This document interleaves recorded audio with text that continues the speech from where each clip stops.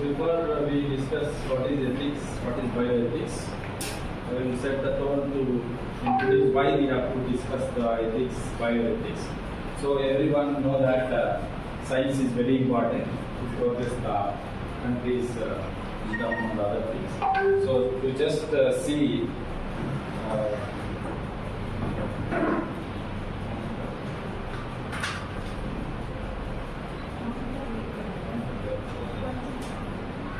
so the first sentence says that the saddest aspect of life right now is that science gathers knowledge faster than the society to understand.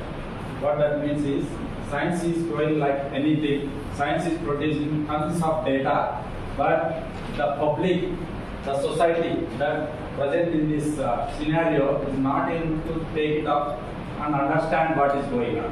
So because of that, we are getting so many things. Okay. So as you all know that you are coming from the science background. Science means I know. So this science means getting the knowledge. Getting the knowledge can be done by so many methods. Okay. So investigation of materials that is present in the nature to see what is happening. We generally observe the nature and do the experiment and formulate the hypothesis, and then we test the hypothesis whether that hypothesis, whatever observations we have made, is correct or not. So once we made the hypothesis testing is correct, then we do some knowledge about that particular aspects.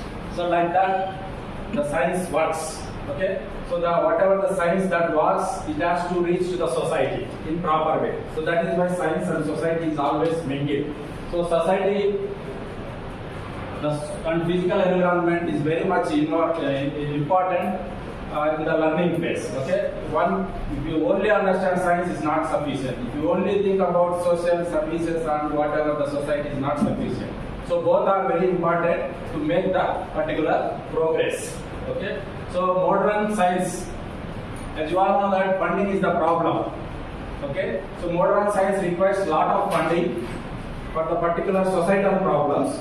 But that societal problems gives rise to so many solutions to the society. That is why the government and other agencies are making more and more policies and identifying the first areas for the funding of the particular research. That is why government also making much efforts for giving funds, and also same time they are also making some nuisance and sometimes they are making some issues related to bioethics also. That is why government, policies, scientists, society, everything is important to understand the science for making the better world. So first I will discuss general about ethics, and then we will go for the bioethics. So ethics is a branch of science that deals with the moral principles. So those moral principles, okay, gives you whether the thing whatever you are doing is right or wrong, whether it is good or bad. For that purpose, these moral values have been designed. Okay, so coming to the definition, is set of moral reactions or principles that serve as a guide for the persons to make the actions. Okay, these are set of rules. That rules will be utilized by the person to make a decision, whether it is a bad decision, good decision, depending on the what ethical issues, what ethical role that has been set for the particular aspects. So generally in our society we have like several ethics. I just mentioned three of them. One is personal ethics. Personal ethics means our own perspectives, how we think that whether it's a good or bad. For example, if you take in Europe, most of the people are unacceptable to eat dogs and cats, but other people will say no problem in eating pigs or something like that. So in even India also there is vegetarian, non-vegetarians.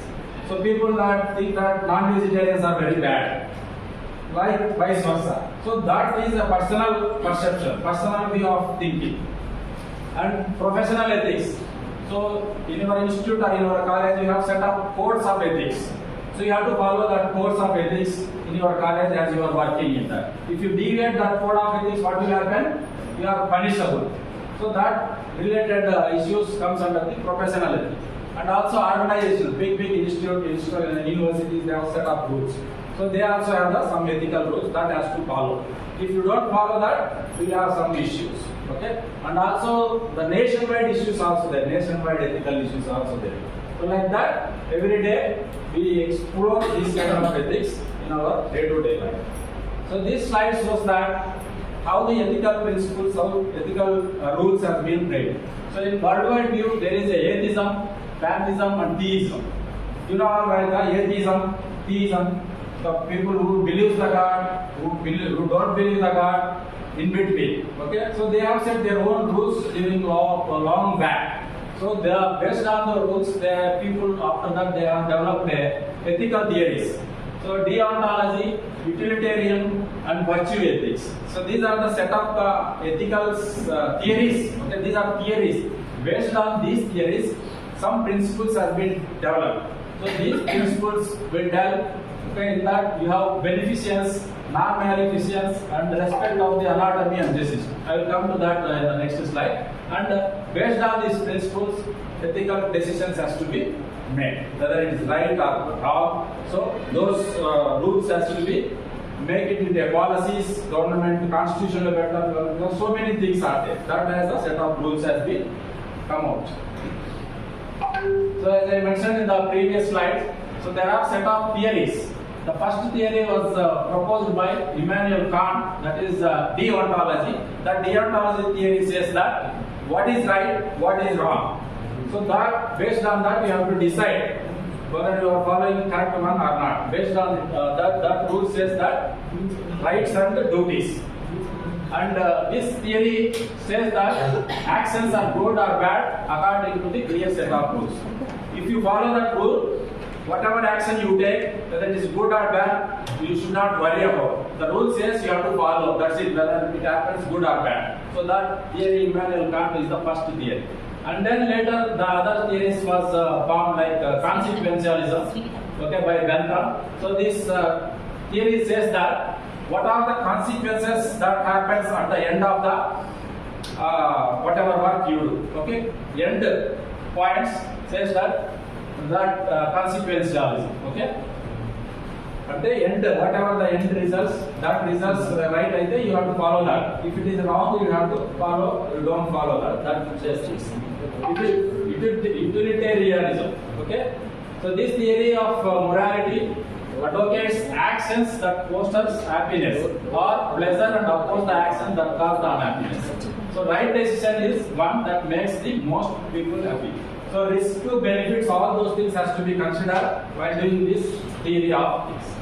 Rational egoism. The right decision is one of that is the best for me. And the rational is a particular to person, rational one.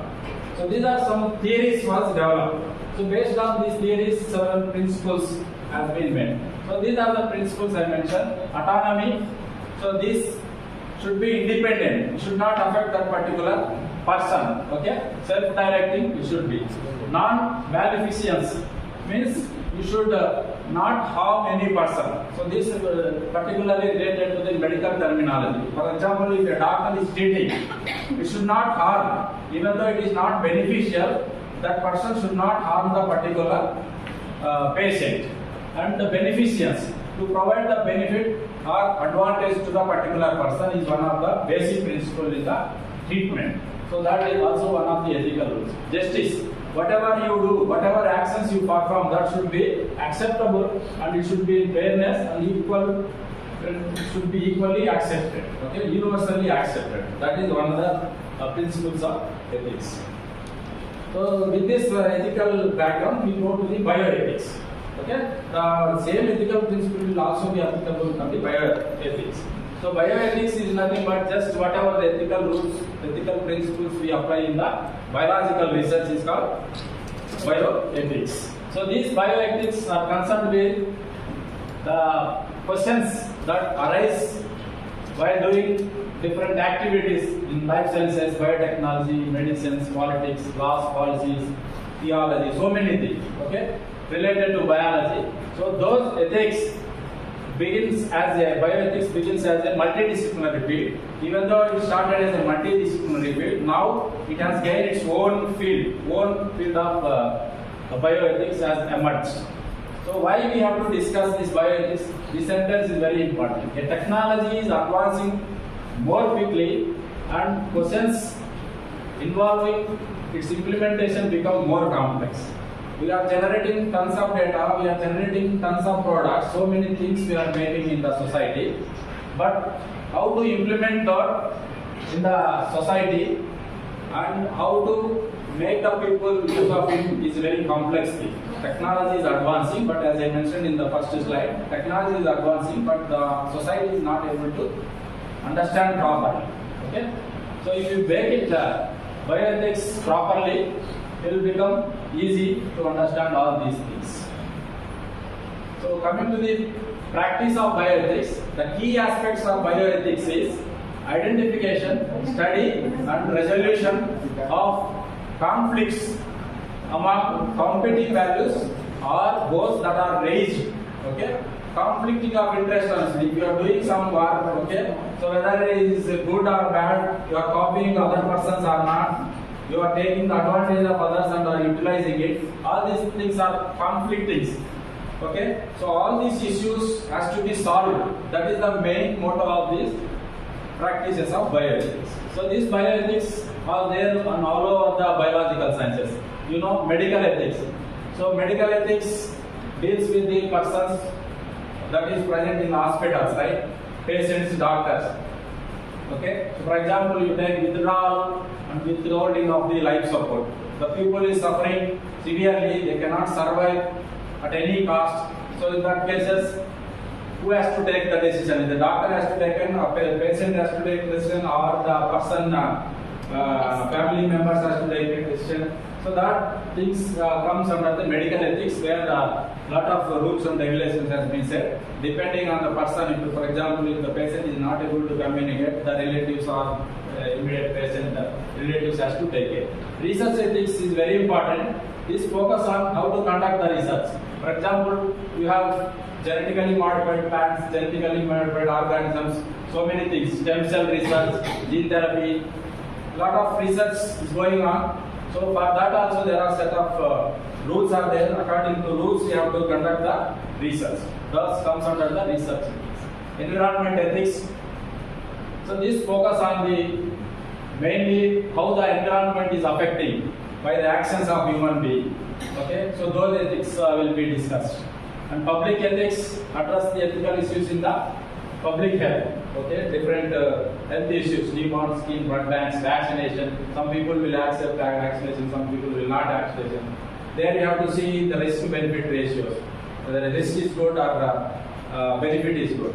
Always we see 50-50% balance. If the 50% more benefit is there, we always prefer that particular things.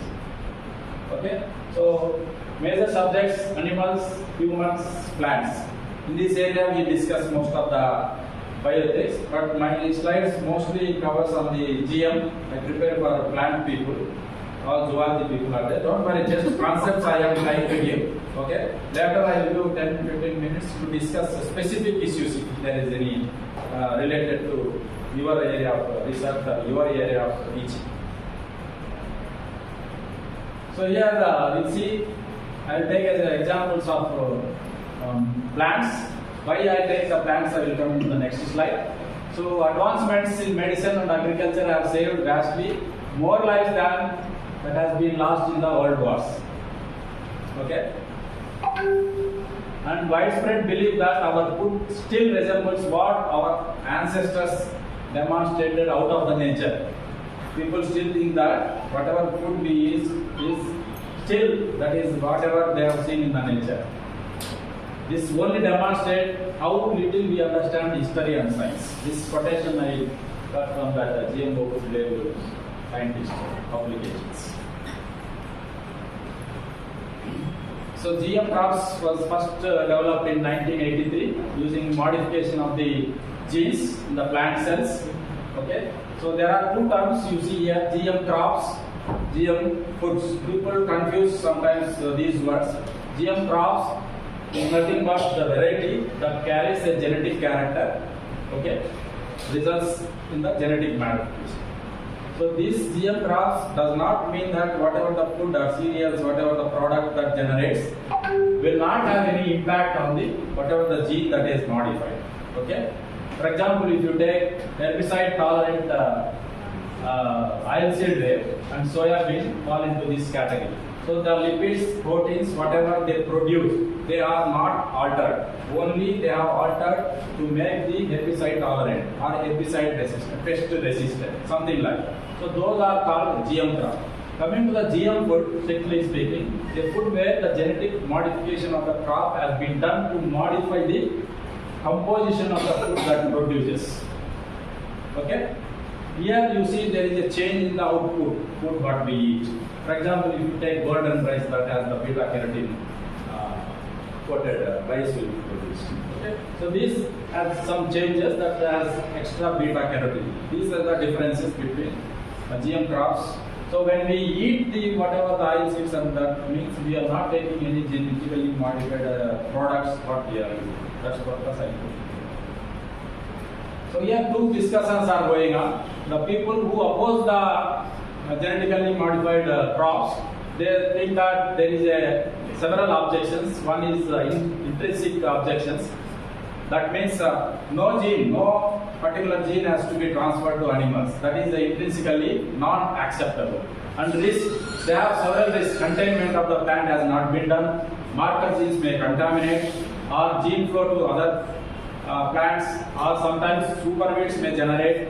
Biodiversity may loss. Sustainability is the problem. Food safety is another problem. These are the problems raised by the opposers of the GM plants.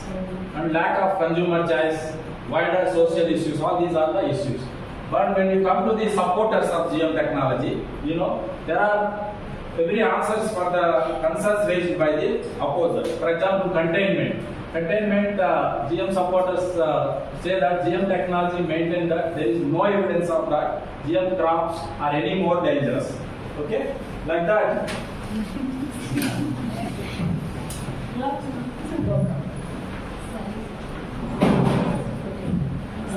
Last time I did. Oh, I didn't. Please carry on.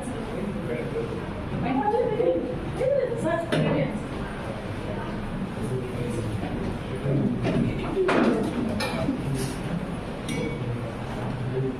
So the supporters has the every answers to say that GM crops or GM foods are useful. Okay. So for example, if you take the marker genes, we use the marker genes while cloning it to select the recombinant. So that's the problem. There is no evidence that many become established in the wild. Genes from GM crops are no more likely to flow genes from conventional bred crops. So you always have the genetically modified crops for the commercial crops, not for the naturally available crops. So that's why there is no problem. And biodiversity and sustainability. If you think of utilitarian mode of theory, okay, loss of biodiversity versus food production for the people, that is very important. Food requirement is very much important. Whether small biodiversity loss is irrespective of having food for the people is very important. So that will tell you whether it is good or bad. Food safety is also very important thing the opposers has gained. So they have several studies conducted and found that there is no evidence at all that using GM technology has any food issues, food safety related issues. And also after 20 years of large scale growth in the United States, there has not been single instance has been reported that GM crops has any issues. So that is why people opposing indicates that we have to have the technologies, same time we have to have the bioethics to be placed to see the problems that how we can solve the issues raised by the technology. So that is why understanding the science knowledge equally in the society is very important. That's why we have to communicate whatever the science which delivers to the public. Then only we can have a mutual understanding. Otherwise, it will never have mutual understanding.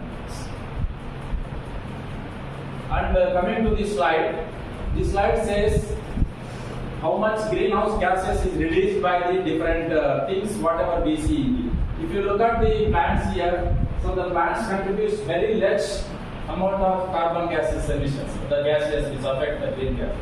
When you look at the beef, lamb, other non-vegetarian things, that contributes more carbon releases. That indicates that plants, even though if you cultivate more and more, that does not damage environment, that does not have any issues with the environmental things.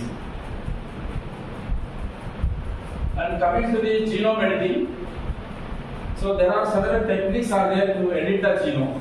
Like, the restriction endonucleases we can use. We can use zinc finger nucleases, we can use talents, and this one is the latest one, that is CRISPR-Cas9. So this will edit gene at any place in your genome and change the modifications, whatever you want. So this technology is rapidly emerging now.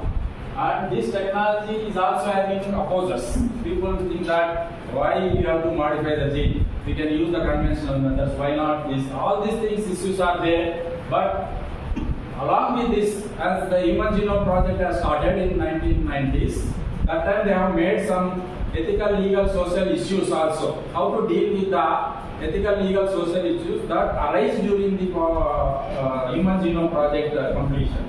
So for all that also, this recombinant DNA or whatever the genome editing technology, for that also institutional biosafety ethics committee has also been evolved, and DBT has set up several rules. In India, Department of Biotechnology is funding a lot of fund for this research, genome editing technology, GM transgenic animals also. So they have also set up the rules, and they also nominate a person from the DBT saying that whether your institute is following some institutionally biosafety ethics or not. So this has to be considered. The question is genome editing be regarded as a genetic modification if no new genes are added? So in generally genome editing, by making many of the gene therapies and other things, we don't generally put new gene into that. Whatever the gene it is defective, whatever gene it is not essential, that will be modified. So generally we cannot regard it as a gene modification. So many companies now, based on the CRISPR-Cas technology, people are making several modifications in the plants and animals, started opposing themselves. But what is the reality is, regulatory authorities in United States already allowed at least one application of genome editing, non-browning of mushrooms, without any rigorous testing has been released into that. So like that, they are thinking that safety versus risk and then trying to release. It will be interesting to see what happens in the UK and rest of the Europe. So in USA, there is no problem in implementing these crops and varieties. But in Europe, there is a problem. They are not accepting. Still, a lot of debate is going on. They have a separate set of rules. Okay. The question is, in our opinion, should we or should we not regard genome editing as a form of genetic modification? Whether we consider or we cannot consider is a question to you also. So how the public tendency is there in related to genetically modified crops or genetically modified organisms? They still think that even though there is a set of rules, ethical rules, guidelines, there are things are there, people still think that whatever that is produced by the genetically modification is a new species, new organism, but the reality is, no taxonomist has suggested that the plants, for example maize, that carry insect gene is a new species. It is just a new variety. Okay, this study has conducted in US and other places, and even though we use lot of mutants to make the genetically modified organisms for gene production and other things, but this will be a different version. But for that, public has not been reacted long back. Lot of genetically modified mutants, actually not mutants, that is used by the radiations, chemicals, mutagens have been used. But there is no much discussion is there in that particular area. But as this is giving so many issues. So in particularly in the plant breeders, GM technology is like a toolkit. It is a non-invasive. It is very easy to manipulate. Like conventional breeding, it is very difficult. But just whatever gene, if you want, you can make it very simply, less expensive. Okay. So they have to consider this as a very good tool. And coming to this, more than 2,000 independent evaluations from 275 nations, translational science academies, they say that plant breeding by GM technique is completely safe. Okay, so this is not a small study, not a small countries. Okay, so many countries come together, stick together, and come together and say that GM crops are so far. But long-term effects has to be still debated, still experimented, still has to be observed in the field. Consumer choice is also one of the important sectors. On market level, we see a lot of GM crops, organics, non-organics, lot of things in there.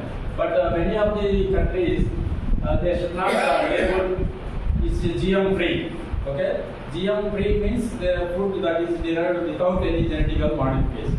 So these labeling issues are still as problems. Some people want separate labels for GM crops. Some people don't want the separate labeling for these things.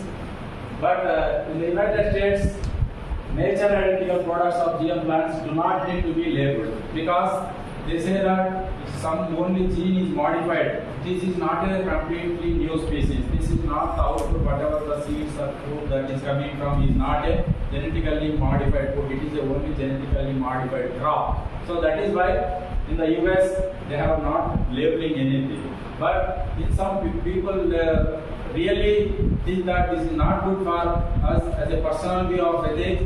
They always want a labeling for that particular GM crops. Like this,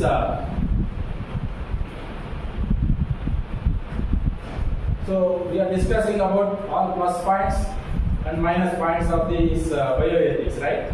So, but the debate is not over because whatever the anti-GM crop or opposers, they are generating very good, competent questions for the scientific people. Think that these solutions must to be solved before it has to be utilized. So the debate is not over. Still, people are thinking that it has to be. So that is about genetic modifications. This is also a little bit patenting of the genes because genes are very important, right? Some genes will be isolated here and sent to use, or some organisms will be used here and there. So those has to be patented. These gene is an invention or a discovery. So generally anything for the discovery, okay, is not considered as a major thing. You only invent the things that is a major thing, and for that generally most of the patents have been filed. Okay, so like that there are gene patents for technology in the GM plants, patents for medical genetics, gene piracy, particularly the cells which is derived from the patients like HeLa cells. The persons donated the HeLa cells utilized for all over the world for research purpose, right? So without any consent from that particular patient, it has been used. So that is why patenting is very important for your innovations, not for like just this one. We do a lot of plant screening, we isolate some compounds. Those compounds are anti-inflammatory, anti-diabetic, whatever, most of the activity is there. But the compounds which is derived from the natural product generally not patented in India. So like that, genetically modified things or whatever the inventions, that should be patented because it has to be properly maintained. So this statement, make use of genetics and not let it make use of us. Okay. So genetics in మనం use చేసుకోవాలి, మనము genetics use చేస్తుండేట్టుగా ఉండదు. So like that there are several areas.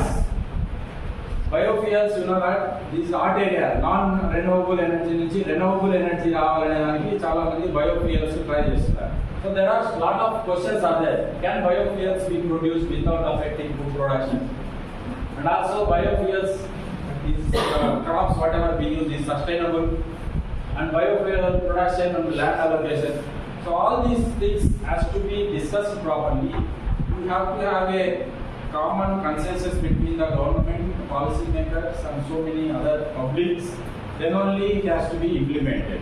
So there should be always possible collaborations and see whether it is possible or not to make the environment friendly, environment safe things has to be produced.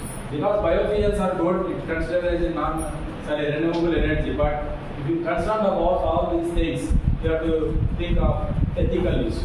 Okay, where it plays a lot of ethical issues. So coming to the animals, animal ethics, animal research. So when you want to do any research on animals, because in UG, intermediate, and even in PG also, animals usage for dissection purpose has been banned by the UGC and also Veterinary Council of India. If you really want to use animals for any purpose, it has to be approved by the Institutional Animal Ethics Committee. That Institutional Ethical Committee was designed by the CPCCA located in the Delhi Animal Welfare Board. So when you see, the animals are using for different purposes from 1960. But in 1985 or in between 1990, the animals which has genetic modifications have been produced. Transgenic animals, disease-resistant animals, more livestock productions for meat, milk, therapeutic proteins, vaccines, so many things. So started early in the 90s.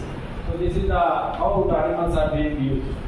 Before 90s or before 80s, between 85, there is not much ethical guidelines, rules are framed in India. But in Europe countries, there are the strict rules are there. But now India also strictly following all these rules and implementing the ethical issues while conducting the research.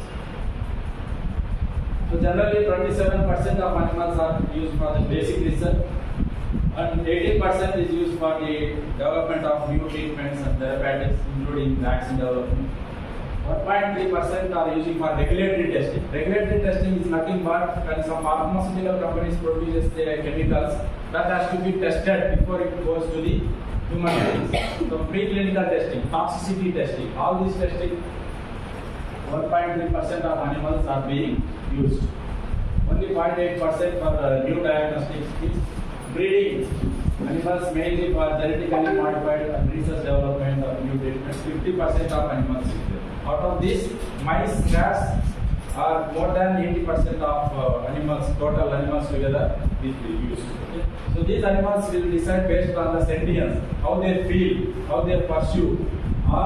Animals also have the feelings like human beings. They feel pain, discomfort, and pleasure depending on the situation. We have to take care of that. That is why Institutional Ethical Committee has been formed. They will continuously monitor along with the principal investigator whether they are following guidelines or not by handling the things. So that is why nowadays people are not just like are publishing. If you are really publishing a paper utilizing human data or animal data, definitely 100% you should have the protocol approved by the Institutional Animal Ethics. Otherwise, your paper may be retracted after 10 years also. Don't think that today if I publish without any ethical issues guideline, after 10 years also it may be retracted. Even Nature, Science journals also retracted that recently. So that is why following guidelines, rules, bioethics is very important to make the scientific community happy and to produce the product, quality product. So these are the two things what people are doing in biomedical. Animal rights people, what they are doing. I'm not going to discuss all these things. So coming to the conclusions, this is very important. Bioethics serves as a guiding framework for ethical decision making in science and technology, ensuring that advancements prioritize the human welfare and respect for life, whether it is a plant, animal, or any human being. So this bioethics serves as a guiding framework, whether it is good or bad. There is a set of rules. According to the set of rules, we have to follow those rules. Okay? For that purpose, practicing of the bioethics is very important. So by addressing complex moral dilemmas, balancing the risks and benefits, and promoting the transparency. This is very important. Transparency in research, transparency in whatever the way you are conducting, and accountability is also important. Bioethics fosters responsible innovations and enhance the public trust in scientific progress. If you really want to make a scientific progress that is useful for the society, you have to follow the bioethics frameworks. These bioethics make sure that Okay, enhances the public trust. Without following this, if anything goes wrong in the public never trusts scientists. Public never accepts the scientific outcomes. So that is why by doing the anything, whatever, whether it is a teaching, research, productivity or anything, you should follow a set of rules set by the policy makers or the ethical makers or the government, whatever, whoever. Okay? You have to follow. Without following that, you will not make any progress. That is the conclusion. The last sentence given by our Mahatma Gandhi: the world provides enough to satisfy every man's need, but not enough for every man's greed. So that is why this bioethics serves you to balance the things. Okay? If you want to have greed, the people definitely oppose not to use anything. If you have whatever you need, you balance the things, environment, society, then it is good. So with this, I conclude my talk. If any specific questions regarding Animal Institutional Ethics Committee or Human Research Ethics Committee, I will happy to answer the questions. Thank you very much for giving this talk. I think I completed it by 4 minutes.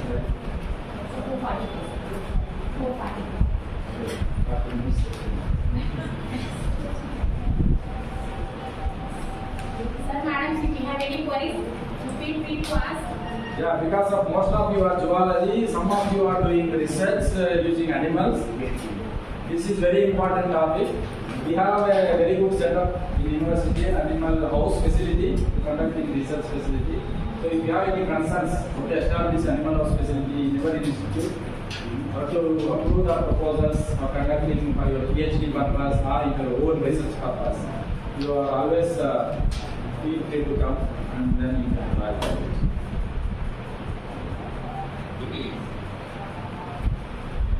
Are any questions, madams?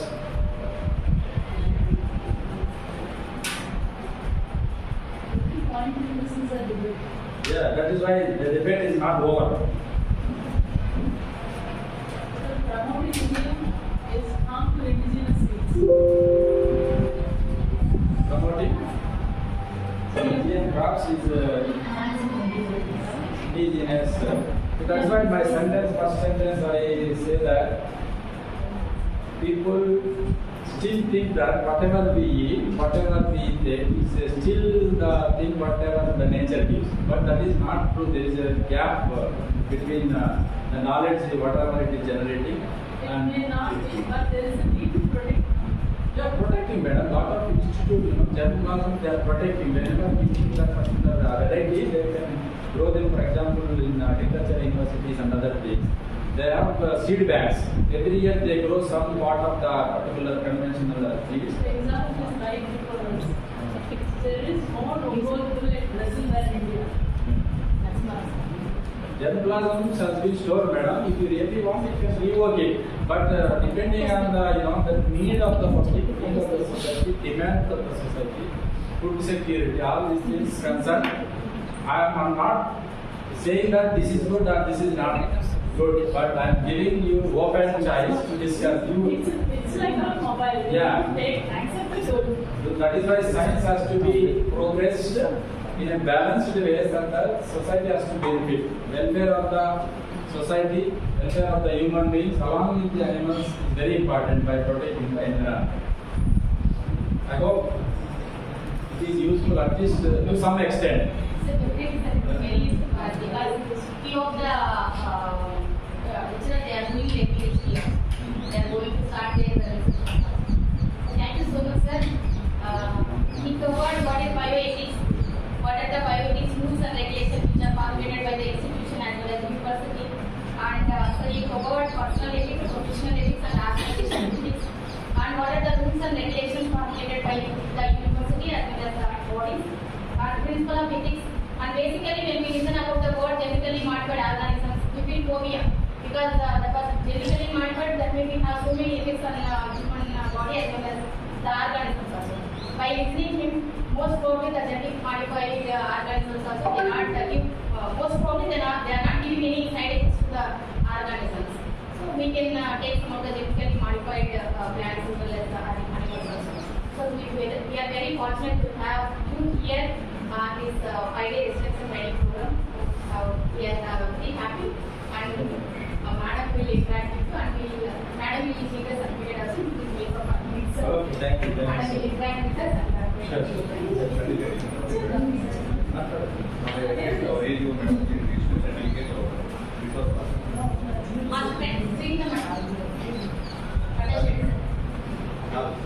Whether this is from the some more people has not received from the CC person, but you are here talking very good.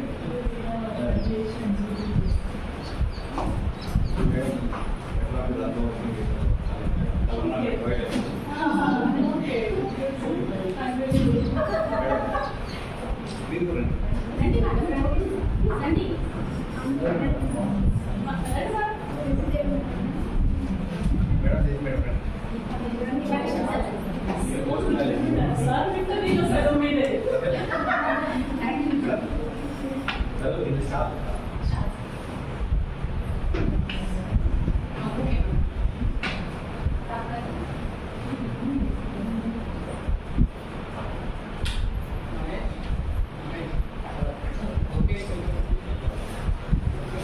Okay.